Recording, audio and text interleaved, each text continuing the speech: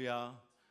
우리 구약의 파노라마를 이렇게 보면서 여러분들에게 예습을 안 하셔도 됩니다. 집에서 특별히 열심을 갖고 하시는 분들은 하셔도 되지만은 안 하셔도 큰 부담이 없습니다라고 하는 이유를 아마 이제 오늘 네 번째 주를 가면서 조금은 알지 않을까. 왜냐하면 아니 목사님 왜 이렇게 복습을 계속하는 거야? 맞아요. 구약의 파노라마는요 끊임없이 복습하고 또 복습함을 통하여서 이것이 익숙해지게 하는 거예요. 이거 그냥 여러분들 오늘 한번 딱 듣고 그리고 예를 들어서 오늘 들은 거 패스하고 다음 주에 여호수아 그냥 바로 시작을 하면은 끝나고 나면은요 구약의 파노라마 하긴 했는데 하나도 생각이 안 나요. 그런데 계속해서 반복하고 하다 보면은 돼요. 집에서는 쉽지 않아요. 저도 집에서 이거 이렇게 한 번씩 보긴 하는데 사무실에서도 보곤 하는데 막 열심히 하진 않아요. 이제 강의를 준비해야 되니까 준비할 때 집중해서 하고 그때 모션도 한 두 번, 세 번 계속해서 혼자서 막 해보고 그러지 뭐 주중에 아무 때나 막 심심하면 이렇게 하진 않아요. 근데 그냥 하다 보면 또 생각이 나기도 해요. 그래서 여러분들도 부담 없이 그렇게 편안하게 또 편안한 마음으로 진행을 했으면 좋겠습니다. 우리 말씀을 한번 이렇게 또 다시 들어가 보게 되면 이제 좀 빨리빨리 복습을 하도록 할게요. 신구약 성경 구약 몇 권? 39권, 신약 27권에서 성경이 66권이라고 말씀을 드렸었죠. 그리고 구약의 구조를 보면은 크게 역사서와 시가서와 선지서가 되어져 있는데 5, 12, 12. 제가 어저께 우리 성욱이 입교 문답을 하면서 성경의 구약 성경, 신약 성경 구조를 배웠어요. 문답하면 여러분들 기억 나시는지 모르겠어요. 그거 다 배우거든요, 사실은. 교리를 해야 되기 때문에. 그래서 제가 5, 12 했는데 기억을 못 하는 거예요. 그래서 세어봐라 몇 개인지 쭉 세어더니 17개. 그러면은 시가서 세어봐라 몇 개인지 5개. 선지서 세어봐라 몇 개인지 17개. 17개 중에 5개는 대선지서고 작은 거는 12개는 소선지서다. 그렇게 설계를 해줬었는데 구약의 구조가 이렇다라고 말씀을 드렸습니다. 그리고 이 구약의 구조 가운데에 이 역사서와 시가서와 선지서를 이렇게 볼 때에 조금 더 구체적으로 분할해서 5 그리고 12 나누면은 율법서와 역사서로 나누어지고 그리고 어떻습니까? 시제는 과거와 그리고 현재와 미래로 기록이 되어 있고 또한 사건과 신앙의 경험과 기대로 경험이 되어 있고 그리고 이 내용의 스토리는 이야기와 노래와 설교로 되어 있는 것이 구약의 전체적인 구조라고 여러분들께 말씀을 드렸었죠. 그래서 역사서라고 하는 큰 줄기에 시가서와 선지서가 보충을 해주는 방법으로 구약의 이 구조가 이루어지는데 역사서라고 하는 고속도로 위에 이 고속도로의 꽃은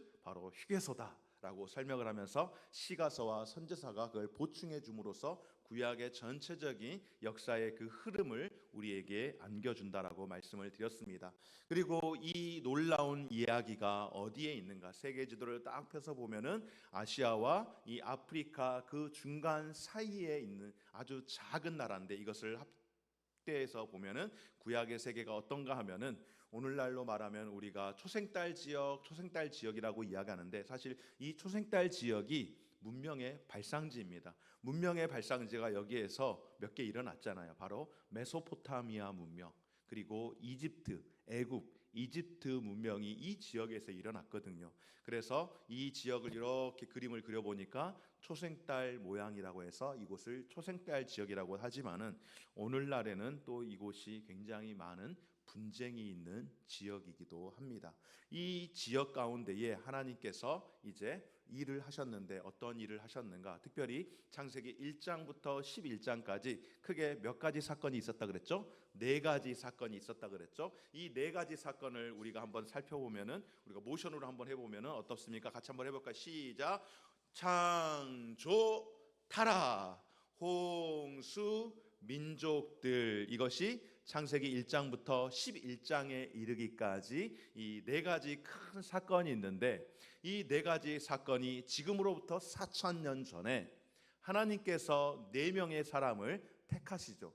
그 4명의 사람을 택하는데 그 사람들이 어디에서 살던 사람이에요? 바로 문명의 발상지라고 하는 이 메소포타미아 문명 가운데에 바로 갈대아 우르라고 하는 그 지역에서 살던 사람을 하나님께 4사람을 택하셨는데 이 우르가 왜 중요한가 하면은 바로 문명의 발상지, 바로 그것이 페르시아만이 있는데 이 페르시아만이 사실은 성경에서 딱히 그렇게 도드라지거나 그러진 않아요. 근데 왜 페르시아만을 이야기하느냐면은 바로 이곳에 강이 있잖아요. 바로 티그리스 강과 유브라데스 강이 만나서 흘러가는 곳이 바로 페르시아만이에요.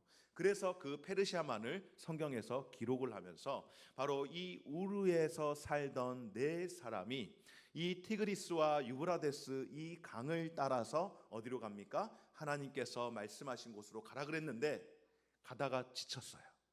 너무너무 힘들었어요. 땡벌도 아니고. 그래가지고 거기에서 그만 하란에서 멈추었는데 이 하란까지 누가 같이 갔어요? 네 사람인 데라와 아브라함과 사라와 롯이 갔는데 그 중에 아브라함의 아버지인 데라가 하란에서 죽게 되어지죠. 그리고 그의 아버지가 죽고 난 다음에 창세기 12장에서 하나님께서 다시 한번 아브라함을 부르시사 아브라함에게 이제 가도록 말씀하셨는데 여기까지 우리가 또 한번 복습하는 차원에서 한번 봤으면 좋겠는데요. 내가 창세기 1장부터 11장까지 이르러서 네 사건이 있었다 그랬죠. 그래서 이 네 사건부터 데라가 죽은 것까지 한번 연계해서 해보도록 하겠습니다. 자, 창조, 타락, 홍수, 민족들, 4,000년, 우르, 그리고 페르시아만, 아이고, 네 사람, 데라, 아브라함, 사라, 롯, 티그리스, 유프라테스, 하란.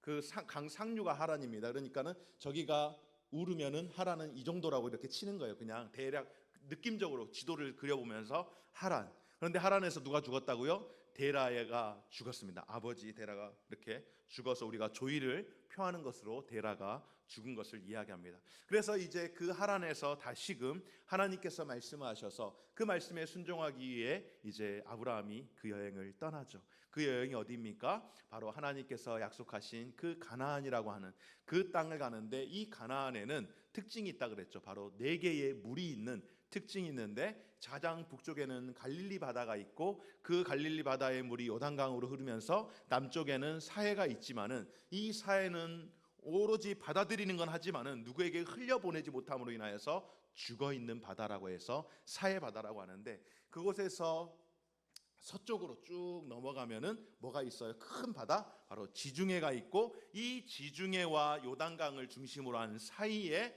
이스라엘이 세워졌습니다. 그렇죠? 그리고 그 이스라엘이 세워져서 여기 넘어갈게요. 이스라엘이 세워졌는데 하나님께서 약속하신 약속의 씨, 하나님이 주시겠다고 하셨지만은 이 약속의 씨를 기다리지 못한 아브라함이 그만 불행의 씨앗인 화약고가 되어버린 이스마엘을 낳았죠. 그리고 이스마엘을 낳고 나서 이 아들이 적장자가 아니라 하나님께서 그에게 적장자를 다시 주셨는데 그가 누구예요? 웃음이라고 하는 이삭을 주셨고 이삭을 통하여서 두 쌍둥이 아들을 낳았는데 첫째는 누구라고요? 털복숭이 에서가 나왔고 둘째는 피부가 아주 매끈매끈한데 뺀질해서 야곱이라는 둘째 아들이 나왔습니다. 그리고 야곱을 통해서 12아들이 나왔지만은 12아들 가운데 실제적으로 이 집안의 대를 이은 아들이 11번째 아들인 요셉. 이 요셉이 형들의 모함에 의하여서 애굽으로 팔려갔다가 미리 하나님이 예비하였던 7년의 대환란과 7년의 대흉년과 풍년을 이렇게 다 경험하고 그리고 가나안까지 찾아온 그 기근을 이제 잘 해결하기 위해서 그의 형제들을 이제 애굽으로 다시금 이 유대인인 이 70명의 야곱의 자녀들을 다시 애굽으로 건너가게 했던 이 사건이 창세기 50장까지 이르는 그 여정이라고 말씀을 드렸습니다. 여러분 기억나시죠? 네, 그래서 이제 창세기가 끝나고 이제 출애굽기가 넘어가는데 그로부터 그러니까 요셉이 그의 식구들 형제들을 데리고 애굽으로 들어간 지 어느덧 400여 년이 훌쩍 지났으니까 몇 세대가 지나간 거예요. 한 13세대, 14세대가 지나갔으니까는 우리 권사님 중에 혹시 13대 손 조남 아시는 분 계세요? 권사님의 13대 손 우리 효자 장로님 우리 교회 효자 장로님 계시잖아요. 박 장로님, 박승일 장로님하고 장인배 장로님, 효자 장로님. 박승일 장로님 묻지도 않았는데 그냥 고개를 이렇게 흔드는 거야. 아, 난 몰라. 13대 손 사실 13대 손 저는 저기 뭐죠? 사실은 너무 좀 죄송해요. 이런 이렇게 하면 안 되는데 저희 할아버지까지는 제가 알아요. 왜? 봤으니까. 근데 저희 증조부부터는 제가 본 적이 없어요. 그래서 가르쳐 주지도 않더라고요. 진짜로 가르쳐 주시지도 않았고, 아버지에게는 굉장히 큰, 뭐 언젠가 제가 한번 이야기했지만은 전쟁을 겪고 집안이 풍비박산이 나고 그래가지고 할아버지가 거의 식사를 안 하시고 굶어서 세상을 떠나셨어요. 자식을 그렇게 잃어버리고 나서 전쟁통에. 그래서 할아버지에 대한 이 아픔이 굉장히 크기 때문에 할아버지에 대한 이야기를 태어나서 지금까지 저한테 단 한 번도 해주신 적이 없어요. 그럼 제가 누구한테 이 할아버지 이야기를 들었는가? 우리 작은 집에서 작은 아버지나 작은 어머니한테, 그리고 형들한테 들었지, 우리 집에서는 못 들었어요. 그러다 보니까 할아버지 조남도 제가 몰라요. 외조부는 제가 아는데 이 친 할아버지는 몰라요. 참 뭐뭐 자식이죠. 족보 보면 알 수 있죠. 근데 무슨 이야기를 하는가 하면은 13대 손 정도 되면은요, 몰라요. 아는 분 없어요.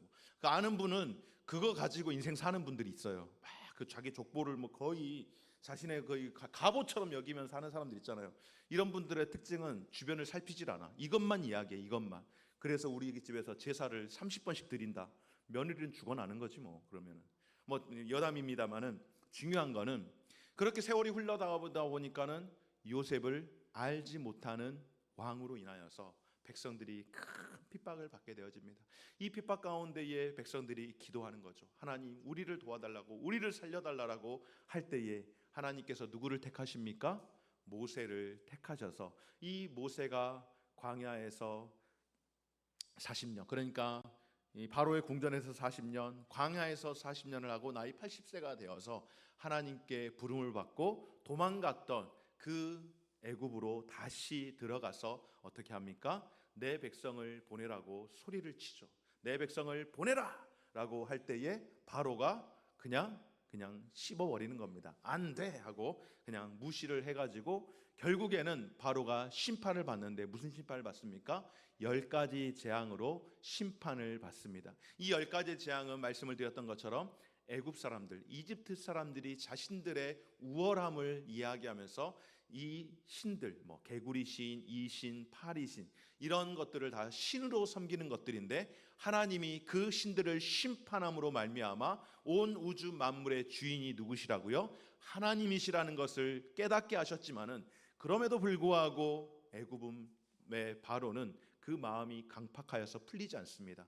결국은 어떻게 되어집니까? 10번째 장자의 죽음을 통하여서, 신의 아들이라고 여겨지는 이 바로의 아들이 죽음으로 인하여서 결국 두 손 두 발 다 들고서, 그리고 이제 그 일로 유월절을 기념하여서 이 유월절 끝에 두 손 두 발 다 들고, 그리고 드디어 이스라엘의 그 200만 남녀노소 어린아이 모두를 포함하여서 대략 200만이라고 우리가 추정하는 그 민족들이 출애굽을 하게 되어지는 것입니다. 우리 여기까지 한번 복습하는 마음으로 같이 해보겠습니다. 자, 아까 어디에서 끝났었죠? 애굽에서 끝났었잖아요. 애굽에서 끝나고 이제 세월이 몇 년이 지났어요? 400년. 400년간의 속박이 있었고 모세가 일어납니다. 그래서 내 백성을 보내라라고 하지만은 바로가 안 돼 함으로 인하여서 10재앙이 생기게 되었고, 이 마지막 10재앙 끝에 유월절을 통하여서 이스라엘 백성들이 홍해로 넘어가게 되어지는, 이제 홍해로 이제 바다를 건너서 출애굽하게 되어지는 그 과정이 있게 되어지는 것이죠. 그래서 이스라엘 백성들이 홍해를 건너는데 놀라운 사실은 무엇입니까? 하나님께서 밤에 동풍을 불게 하셔서, 그러니까 하나님께서 동쪽에서 불어오는 따뜻한 바람을 통하여서 모든 바다를 다 마른 땅으로 만드시고 백성들로 하여금 그 땅을 걷게 하셨더니, 홍해를 건너고 나니까 저 멀리 뭐가 있어요? 바로 시내 산이 있는 겁니다.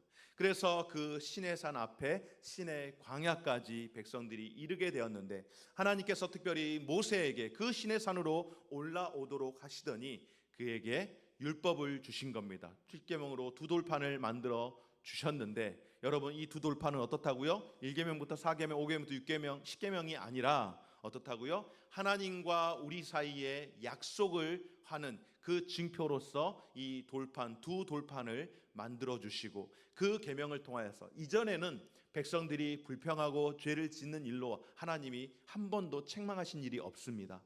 그러나 이제 율법을 주시고 소위 말하면 나라가 만들어지기 위해서 이제 법을 제정을 했잖아요.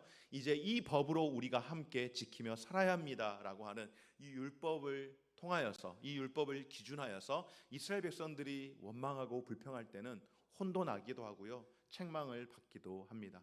그리고 이 두 돌판과 함께 출애굽기 25장에서부터 40장에 이르는 그 여정은 바로 하나님이 성막을 짓도록 하시고 성막은 어떻게 지어야 하는지 물두멍은 어디에 두어야 되고 번제단은 어디에 두어야 되고 성소와 지성소를 구분하고 그리고 백성들은 1년에 몇 번씩 올라와야 하는지 이 성전에 와야 하는지 그리고 이 성막은 특별히 이스라엘이 이동하는 그 진 가운데에 이스라엘이 모여있는 그 가운데에 동서남북 가장 중앙에 성막을 두게 하므로 동서남북 어디에서든지 성막을 볼 수 있게 그리고 그 위에 떠올라 있는 구름 기둥과 불 기둥을 통하여서 하나님이 지금 이곳과 이곳에서 너희들과 함께한다라는 것을 보여주는 가시적인 이 증표가 성막이라고 말씀을 드렸습니다. 무엇보다도 오늘날로 이 성막을 재해석을 하게 되면은 이 성막은 뭐 하는 곳이라고요? 하나님을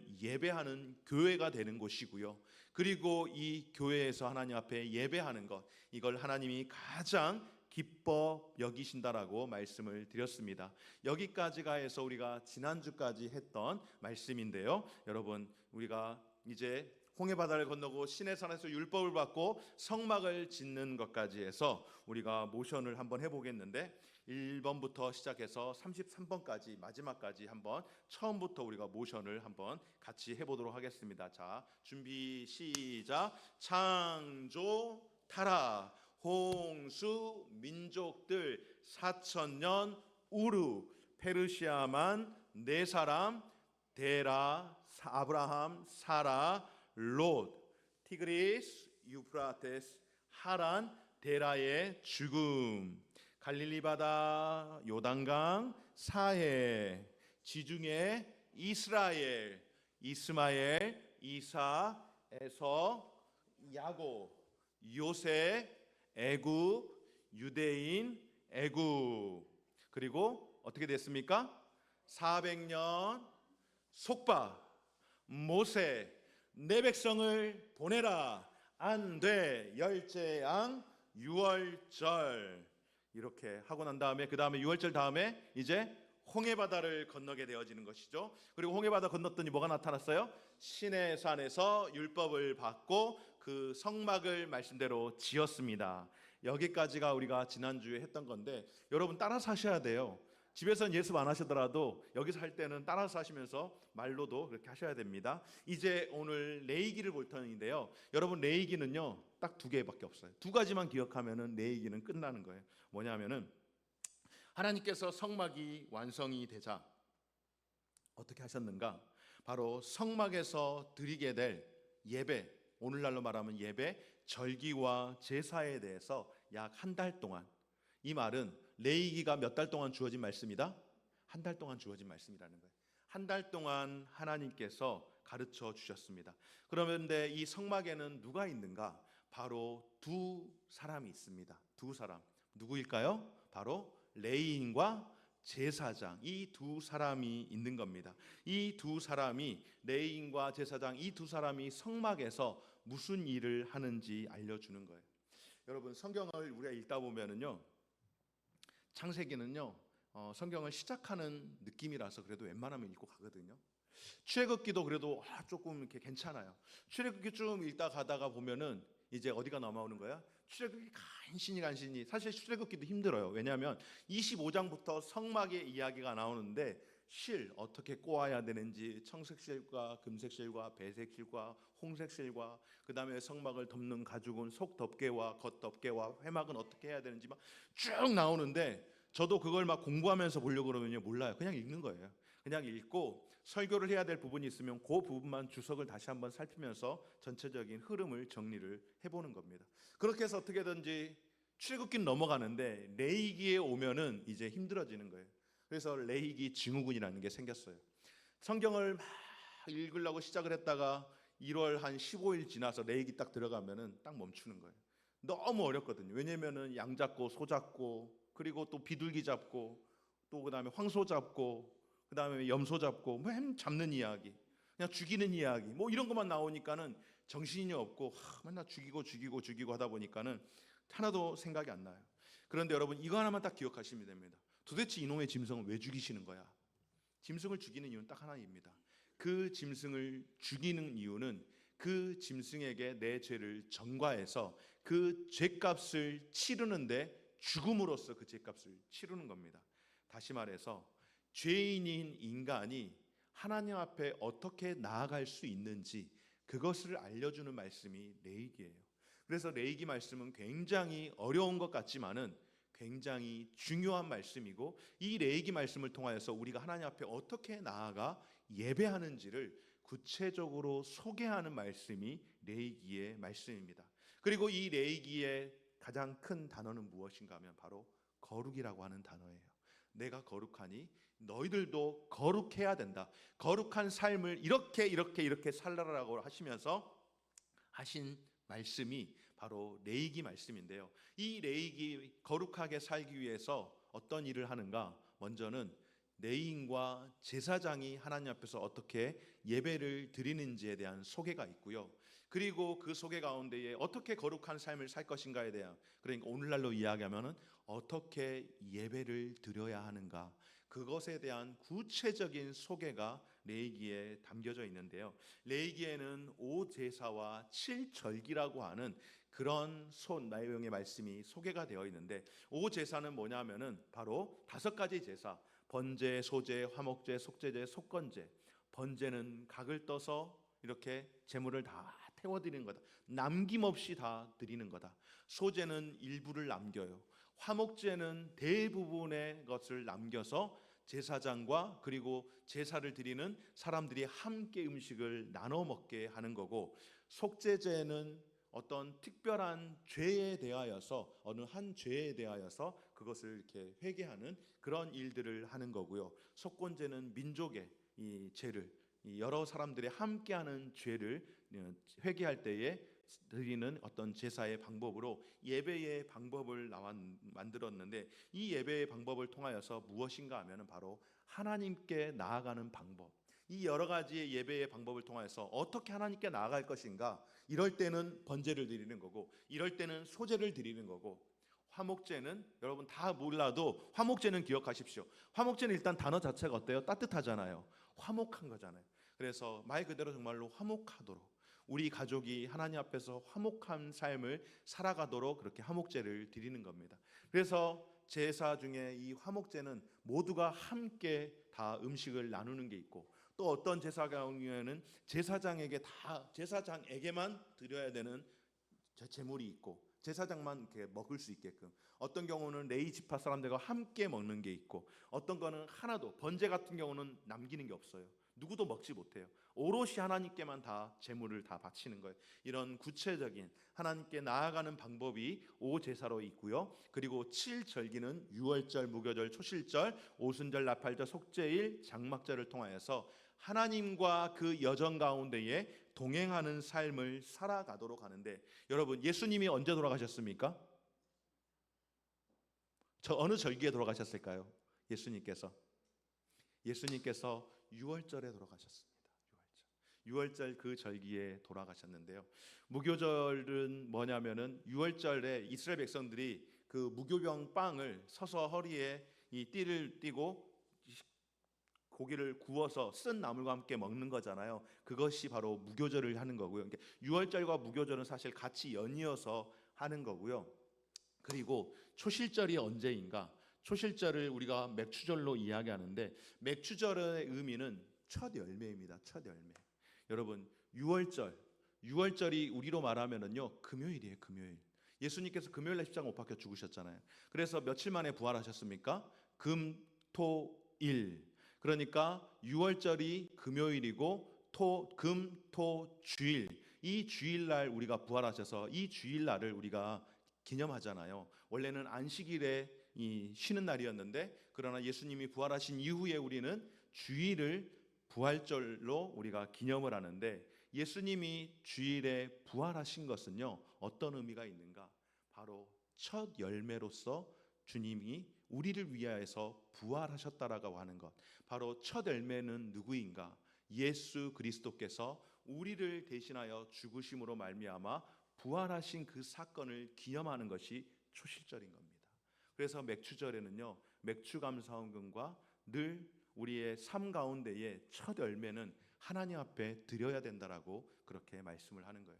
첫 열매를 이야기했더니 어떤 교회에서는 그러더라고요. 목사가 돈 걷는다고. 와, 성경은 덮어놓고 믿었단 말이에요. 그렇게 이야기합니다. 심지어는 뭐 목사 장로님들도 무슨 첫 열매 이야기하느냐고 그렇게 이야기를 하더라고요. 뭐 여담입니다만 서영이가 지난번에 첫 열매를 들었는데 얼마나 하나님 앞에 감사드렸는지 몰라요. 아이에게 가르치고 그렇게 할 수 있도록 했던 것은 너의 평생의 삶 가운데의 첫 번째 귀한 것을 하나님 앞에 드리는 것이다. 그것은 바로 우리 주님이 첫 열매가 되어서 우리에게 구원의 은혜를 베푸셨기에 우리는 그렇게 첫 열매를 드리는 삶을 살아야 된다라고 그렇게 가르쳤었는데요. 여러분, 첫 열매가 이래서 중요한 겁니다. 바로 우리 주님이 첫 열매가 되셨다라고 하는 것. 바로 이렇게 해가지고 레위기가 끝이 났습니다. 레위기는 딱 두 가지만 기억하면 된다고요. 자, 성막 한번 만들어 볼까요? 성막이 이렇게 돼 있잖아요. 이거를 딱 뒤집으면 이렇게 돼요. 그래서 뒤집으면은 누가 나옵니까?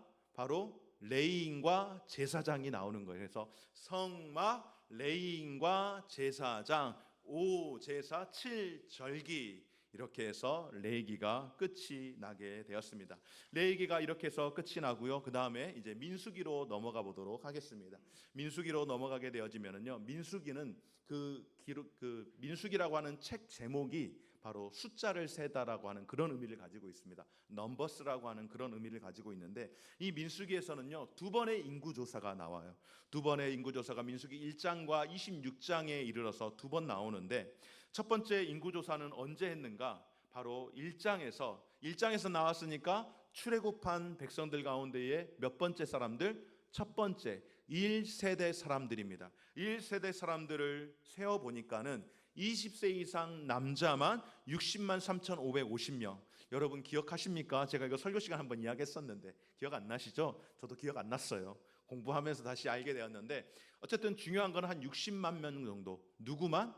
전쟁에 나갈 수 있는 20세 이상의 남자만 60만 명이 그렇게 되었다라고 말씀을 드리는 겁니다. 그래서 60만 명이 남자가 20세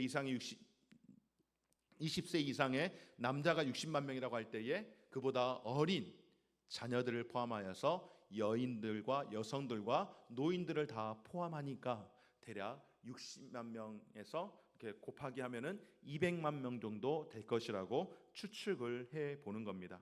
이렇듯이 백성의 수를 세워서 가나안을 향하여서 떠나가는 이스라엘 백성들이 광야에서 어떻게 생활을 하고 있는지를 기록해 주는 책이 바로 민수기라고 하는 책인데요. 이 민수기는 바로 수ემ을 센다, 백성의 수를 센다라고 하는 것으로 생각을 하면 되는데 이 사람들이 이제 시내 산을 시내 광야를 떠나서 첫 번째 마주한 곳이 있습니다.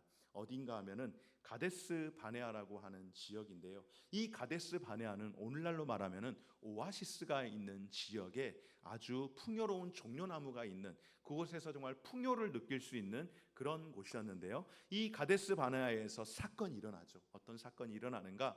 바로 모세가 12명의 정탐꾼을 이제 애굽으로 보내는 겁니다. 가데스 바네아에서 이 12명의 정탐꾼을 보내는데 각 지파별로 한 명씩 뽑아서 보내고 이제 40일이 있다 되어서 돌아왔는데 어떤 일이 일어났습니까? 그 가운데에 여러분 그림 보시면 딱 느낌 오잖아요. 딱 과일 들고 온 두 사람이 누구일 것 같아요? 여호수아와 갈렙 딱 느낌 나고 나머지 사람들은 지금 뭐 하고 있어요? 얘 보세요, 이 사람. 어느 지파 사람이야 이거? 머리가 막 복잡해 지금. 갔다 왔더니 야 우리 다 죽었어 이제 다 끝난 거야 하면서 막 불평하고 원망하고 하는 그런 일들을 하는 겁니다. 우리가 잘 아는 것처럼 오늘 설교 시간도 제가 잠깐 언급했기 때문에 다시 또 언급을 하지는 않겠지만은 이 일로 인하여서 어떻게 되어졌습니까? 하나님께서 그 원망과 불평을 책망하심으로 말미암아 이들의 여정이 40년으로 늘어나게 된 겁니다. 엄밀히 말하면은 이 가데스 광야, 이 신광야에서 한 38년 정도 그렇게 방황을 해요. 그리고 이제 앞뒤로 해서 한 2년 정도 해가지고 총 40년을, 중요한 거는 40년을 이들이 그 광야에서 방황을 하게 되어지는 것을 보게 되어지는데, 이 광야에서 방황을 하다가 결국에는 어떻게 되어집니까? 이곳에서 방황하다가 다 죽는 겁니다. 20세 이상 되어서 나왔던 모든 사람들은 원망과 불평으로 하나님 앞에 벌을 받고, 그리고 그 일로 인하여서 광야에서 방황을 하다가 결국은 다 죽게 되었습니다.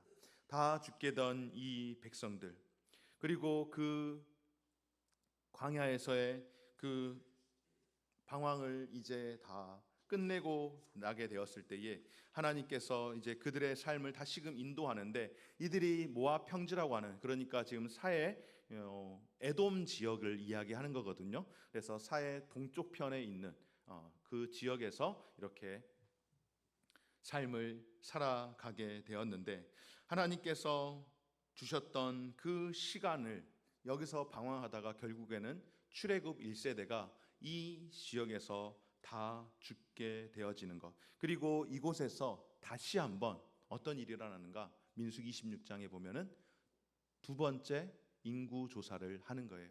이 두 번째 인구 조사는 누구를 했을까요, 여러분? 첫 번째 1세대는 다 광야에서 죽었습니다. 죽었으니 누구를 인구 조사하는 거예요? 그 광야에서 태어난 2세대 백성들의 인구 조사를 했더니, 이 인구 조사를 해보니까 20세 이상 된 남자가 몇 명인가? 60만 1,730명. 1차 조사 때는 60만 3,550명이었는데 2차 조사 때는 60만 1,730명.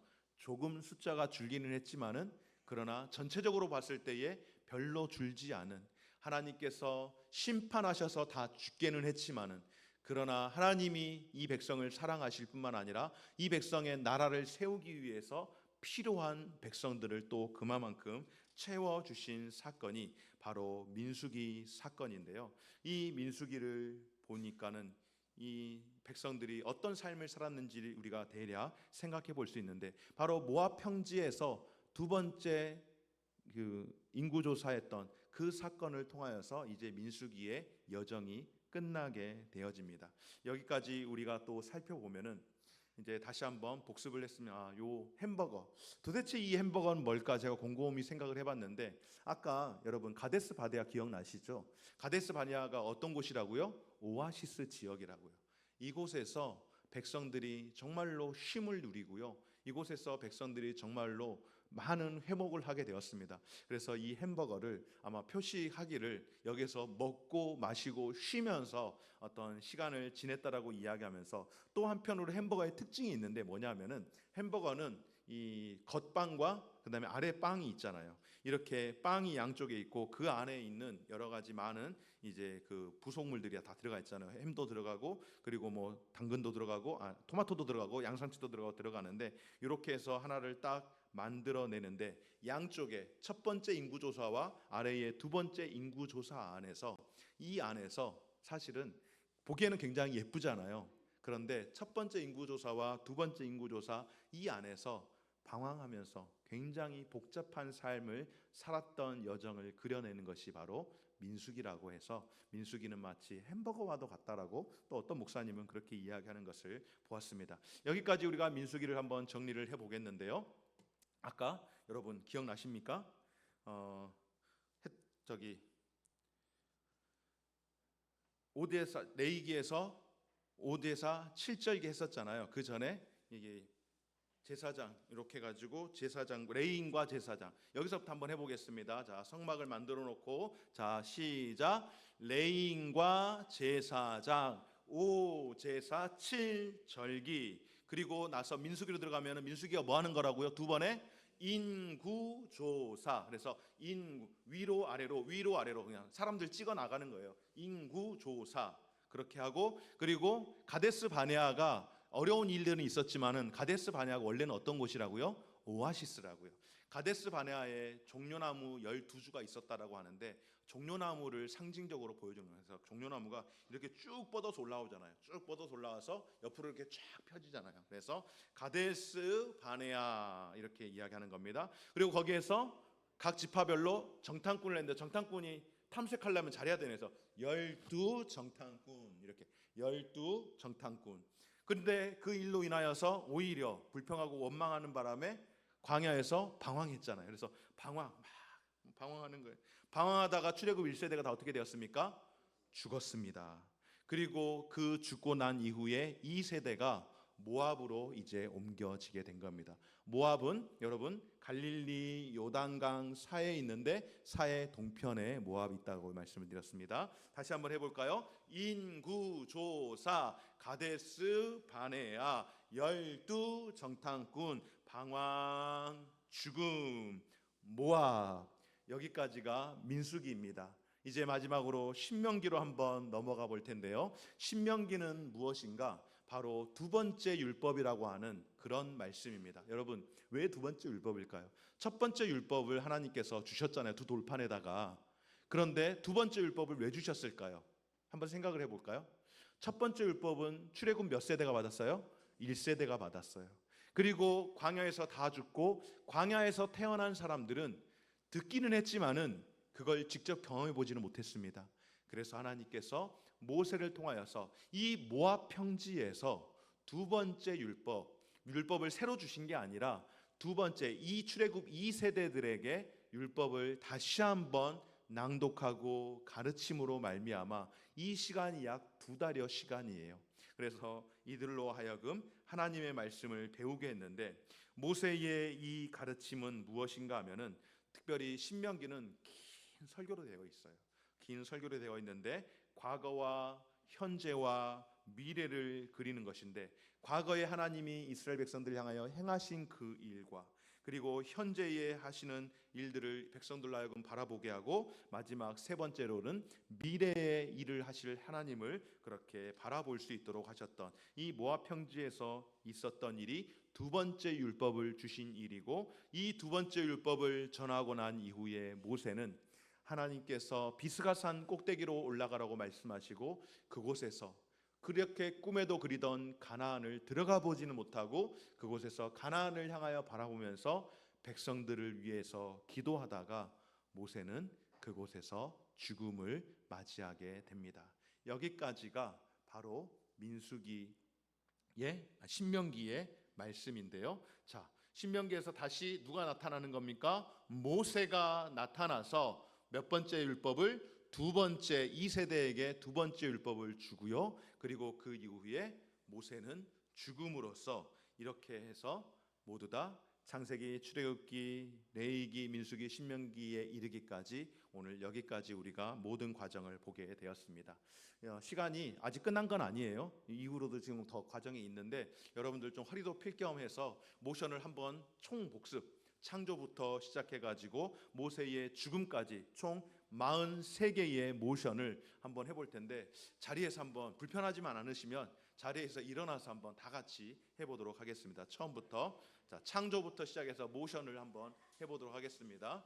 자 창조부터 자 준비 어깨도 한번 이렇게 펴시고 자 준비 자 시작 창조 타라 홍수 민족들 4,000년 우르 페르시아만 4사람 데라 아브라함 사라 롯 티그리스 유브라테스 하란 데라의 죽음 갈릴리 바다 요단강 사해 지중해 이스라엘 이스마엘 이사 에서 야곱 요셉 애굽 유대인 애굽 400년 속박 모세 내 백성을 보내라 안돼 열재앙 유월절 홍해 시내산 율법 성막 레위인과 제사장 오제사 7절기 인구조사 가데스 바네아 12정탐꾼 방황 죽음 모압 모세 두 번째 율법 죽음. 저도 헷갈리네요. 그래도 여러분 한번 해보시니까 정신없지만 할만하시죠? 예, 자리에 앉도록 하겠습니다. 자, 이제 창세기부터 신명기까지 보았던 이 말씀을 좀 정리를 해보는데 이제 책을 좀 한번 펴보겠습니다. 여러분의 교재 17쪽을 한번 펴볼까요? 여러분의 교재 17쪽을 한번 펴보시면은 이제 빈칸을 채우는 시간입니다. 여러분의 교재 17쪽 한번 펴보시고 빈칸을 한번 채워보는데 같이 한번 해볼까요? 24번부터 한번 갑니다. 자, 4천년 속박 모세 내 백성을 보내라. 안돼 열재앙 유월절 홍해 시내산 율법 성막 레위인과 제사장 오제사 칠절기 민수기로 넘어가서 인구 조사를 하죠. 그리고 가데스 바네아에서 12정탐꾼을 보냅니다. 그런데 그 일로 인하여서 오히려 책망을 받고 심판을 받음으로 말미암아 40년 방황을 하다가 모두 출애굽 1세대는 죽음을 맞이합니다. 그리고 2세대와 함께 모압으로 올라가죠. 신의 신광야에서 이제 모압 평지까지 이르게 되었습니다. 모압 평지에 모세가 말씀을 합니다.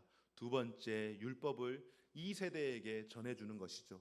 그리고 그 일을 마치고 모세의 사명은 끝남으로 그가 죽게 되어지므로 신명기까지에 이르러서 모세 오경이 다 마무리가 되어집니다.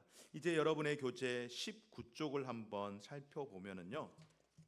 여러분의 교재 19쪽에 보면은 창세기에서 신명기까지의 구조가 나오는데요. 역사의 이 고속도로라고 하는 큰 도로에서 레위기는 여러분 어떻습니까? 창세기, 출애굽기, 민수기, 여호수아라고 하는 역사의 큰 도로 가운데에서 레위기는 어디에 속하는가? 바로 휴게소와 같은 그런 곳. 레위기는 어떻다고요? 한 달 동안 이스라엘 백성들로 하여금 주신 율법을 통하여서 한 달 동안 어떻게 예배하는지에 대해서 구체적이고 소상하게 소개를 하고 설명한 책이 레위기라고 할 수가 있습니다. 그리고 신명기는 모압 평지에서 두 번째 율법으로 새로운 율법이 아니에요. 원래 주셨던 그 말씀을 새로운 두 번째 이 출애굽 2세대들에게 전하는 메시지로서 되어 있는데 여기 여러분 책에 보면은 제일 앞에 창세기 쭉 밑으로 해가지고 욥기가 나오잖아요. 욥기가 왜 여기에 나올까? 연대기로 볼 때에 욥은 아브라함이 살던 그 시대에 족장 시대에 살았던 사람으로 우리가 보고 있기 때문에 연대기적으로는 여기에 있지만은 욥기는 나중에 소개하는 것으로 하도록 하겠습니다. 이제 여러분의 교재 20쪽을 함께 살펴보시게 되면은요.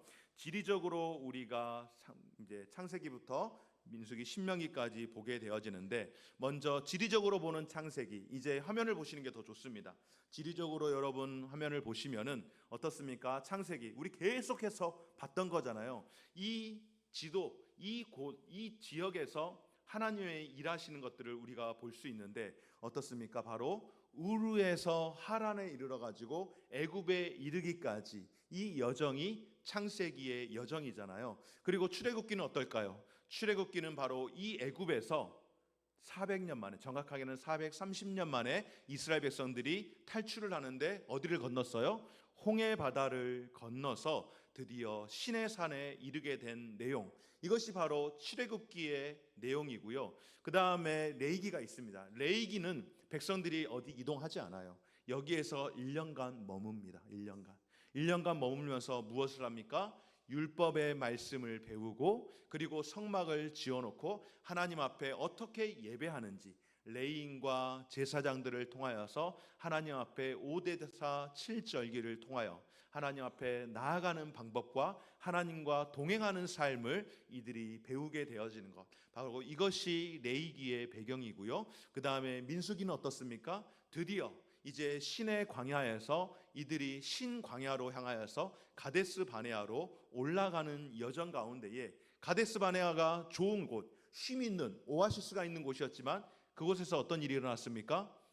정탐꾼 일로 인하여서 원망하고 불평함으로 인하여서 이들이 거기에서 심판을 받게 되어져서 무려 이곳에서 38년간 그냥 큰 틀에서 40년간 여기서 돌고 그냥 계속 돈 거예요. 그냥 여기 시내산 시내 광야에서 가데스 바네아가 신광야라고 한다면은 이 신광야에서부터 여기를 계속 40년 동안 뱅글뱅글 헤매고 헤맸으니 얼마나 정신이 하나도 없었겠습니까?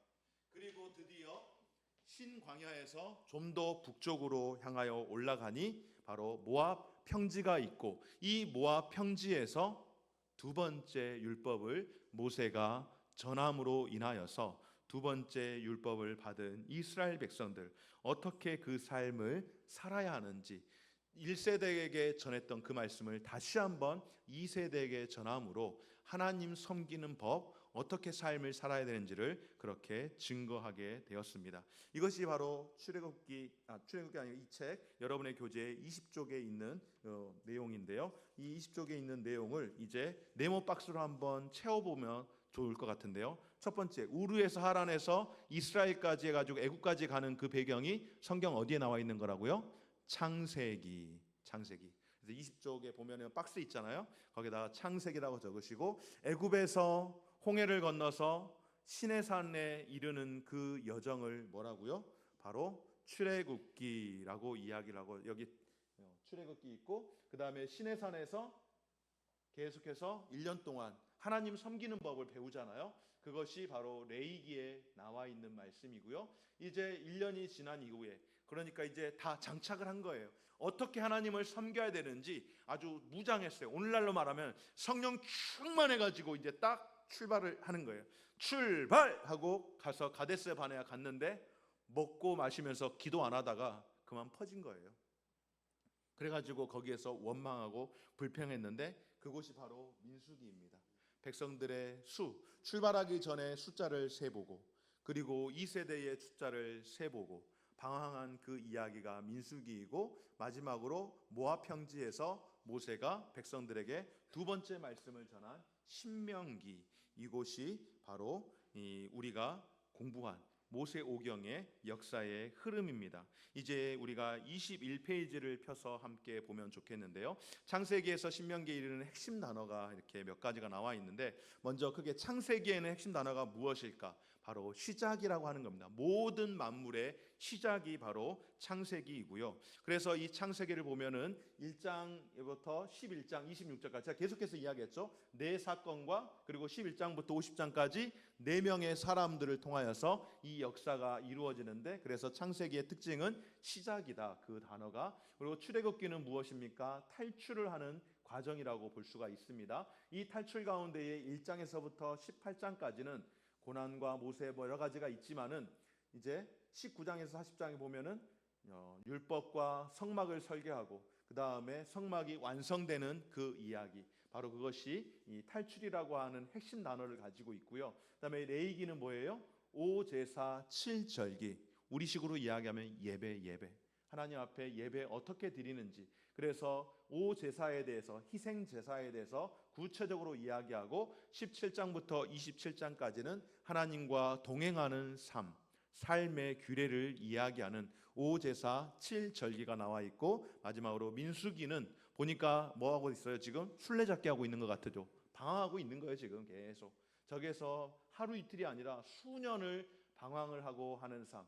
1장에서 10장까지 인구조사하고 그리고 가데스 바네아에서 배 따뜻고 등 따뜻하고 하니까는 원망과 불평함으로 인하여서 이것으로 인하여서 방황을 하게 되어지고 그리고 다시 26장부터 36장까지 출애굽 2세대들에 대한 인구조사 그래서 민수기의 핵심 단어는 방황이 되겠고요. 마지막으로 신명기는 무엇이라고요?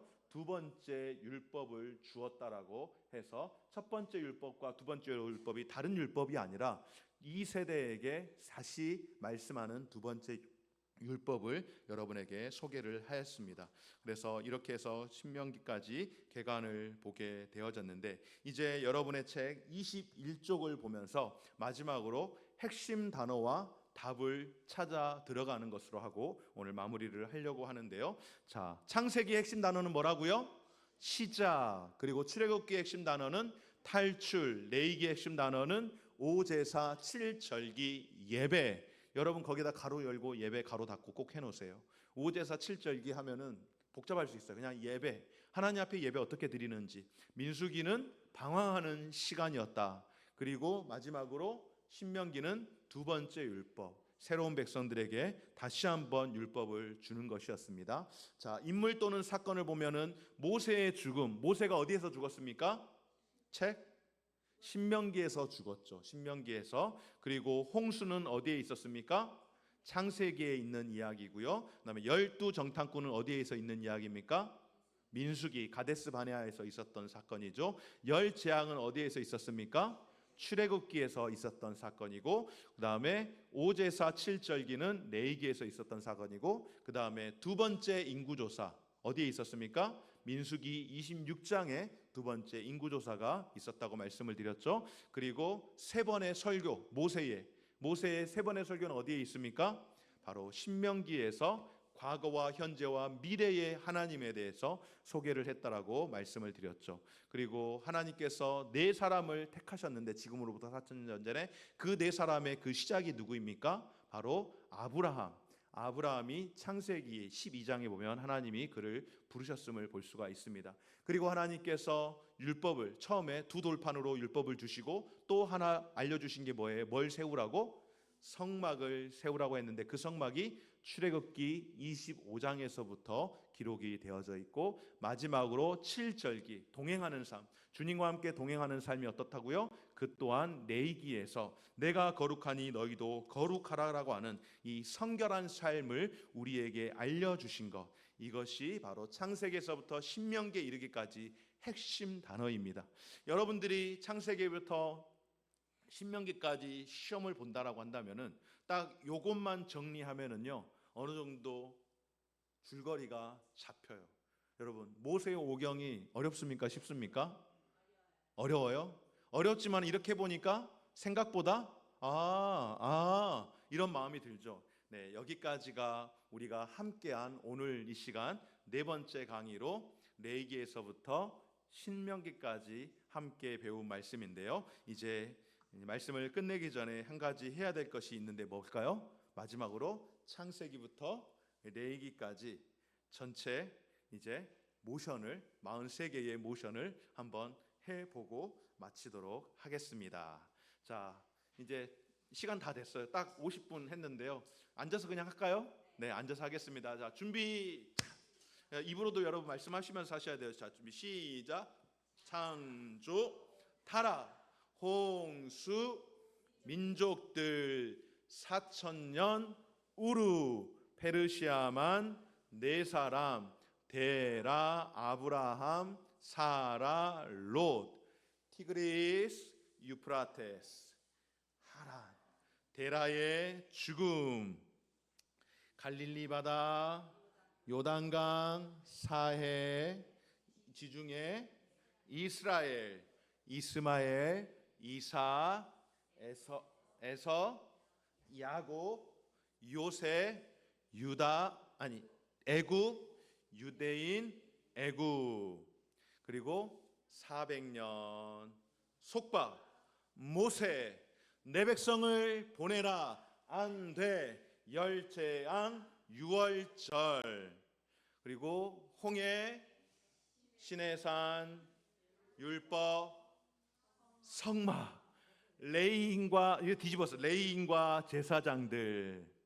그렇죠? 그리고 오제사 7절기, 그리고 인구조사. 지금 인구조사는 어디예요? 민수기예요. 민수기. 인구조사, 가데스 바네아, 12정탐꾼, 방황, 죽음, 모압, 모세, 두 번째 율법, 모세의 죽음. 여기까지 이르렀습니다. 총 44개의 모션을 통하여서 우리 창세기부터 민수기, 신명기까지 이르러서 하게 되었는데, 여러분 모션도 중요하지만 한번 이제 아마 우리 성도님들, 아마 최소한 우리 물대농산 교회 가운데 여기 있는 성도님들은 제가 구약 성경 이야기하면서 구약의 지도 이야기하면은 그림이 이제 그려질 거예요. 그렇죠? 그렇지 않나요? 그냥 이렇게 한번 그려보세요. 이렇게, 아니면 뭐 이쪽이든 이쪽은 상관없어요. 이렇게 그리면 이게 초색달에서 시작하는 부분이 페르시아만에 있는 하란이 아니고 저기 우르에서 두 강을 타고 쭉 올라가서 하란에 머물렀다가 그의 아버지 죽고 이제 내려오는 거죠. 내려왔더니 뭐가 있어요? 4개의 물줄기가 있는 거죠. 4개의 물줄기, 갈릴리부터 시작해가지고 지중해까지 있어서 여기에서 이스라엘이 시작이 되었다. 그렇게 하고, 제가 혹시 창세기를 설교하게 될 때 그 그림을 그려보고, 출애굽기를 설교하게 되면은 출애굽기 애굽에서 홍해바다를 건너서 시내산으로 올라왔다. 시내산 이렇게 홍해바다 이렇게 돼 있잖아요. 이걸 시나이 반도라고 하는 거예요. 시나이 반도. 시나이 반도가 바로 그 시내산 있는 그 반도가 반도가 시나이 반도인데요. 여기에서 어떻게 했습니까? 레위인과 제사장, 5제사 7절기 1년이라는 신의 광야에서 무엇을 했어요? 거기에서 예배드리는 법, 하나님과 교제하는 법을 배우다가 드디어 이제 카운트하는 거예요. 몇 명이나 온 거야? 그랬더니 남자만 60만 3,550명이어서 이 무리 200만 명의 무리를 이끌고 드디어 그 신의 광야에서 신광야로 나가는 거예요. 신광야를 갔더니 어때요? 얼마나 힘들었겠어요. 그런데 거기 저 멀리에 뭐가 있어요? 오아시스가 있는 거. 오아시스가 있어서 너무 좋은데 그곳이 바로 가데스 바네아, 종려나무가 있는 곳에서, 그곳에서 먹고 마시고 놀다가 정신이 그냥 홀라당 날아가 버려가지고 정탐꾼들이 불평하고 원망하고 돌 던지고 모세 죽이겠다 그래서 결국 그 일로 인하여서 40년 동안 그 광야에서, 그 신광야에서 방황하고 또 방황하다가 1세대 다 죽고 2세대 이제 나와서 그 2세대가 모압 평지에서 모세에게 2번째 율법을 받게 된 사건, 이것이 바로 창세기부터 시작하여서 신명기에 이르기까지의 여정입니다. 여러분 어렵지 않으시죠? 예, 그러니까 제 이야기를 들으면은 흐름은 따라올 수 있잖아요. 그러면 된 거예요. 예, 여러분들한테 제가 설명하라고는 이야기 안 할게요. 그래서 그 흐름만 했는데, 제가 말씀을 드렸는데 이러고 계시면은 안 되잖아요. 하면은 고개를 까딱까딱. 다음에 우리끼리 하는 이야기입니다. 다음에 제가 이야기하면은 그냥 까딱. 이제 여러분 아시죠? 그러면 그냥 이렇게 안다고 이렇게만 하시면 됩니다. 오늘 여기까지 함께 하신 우리 성도님들께 너무너무 감사드리고요. 제가 기도하고 마무리 짓도록 하겠습니다. 고마우신 주님 감사합니다. 오늘 이 시간 하나님 앞에서 우리가 어떠한 삶을 살아야 하는지, 하나님이 얼마나 예배를 귀중하게 여기시는지, 감사할 일이 있을 때에 원망하고 불평한 결과가 40년이라는 방황이었고, 광야에 나왔던 1세대는 다 죽고 떠났지만은, 그러나 방황하는 그 여정 가운데서도 하나님이 하시면 우리 할 수 있습니다라고 고백했던 여호수아와 갈렙, 이 두 사람과 출애굽에서 태어난, 광야 시대에 태어난 이 세대가 다시 하나님의 말씀을 듣고 다시금 이제 하나님이 약속한 그 가나안의 여정을 향하여 나아갑니다. 다음 주에 우리가 이 말씀을 배울 때에 기대하는 마음이 있게 하시고 배움의 즐거움과 기쁨을 누릴 수 있는 귀한 성도들 되게 하여 주옵소서. 한 주간을 지켜주시고 축복하여 주시되 하나님의 은혜 가운데에 거하는 귀한 성도들 되게 하여 주옵소서. 감사드리며 예수님 거룩하신 이름으로 기도드립니다. 아멘. 감사합니다. 마치겠습니다.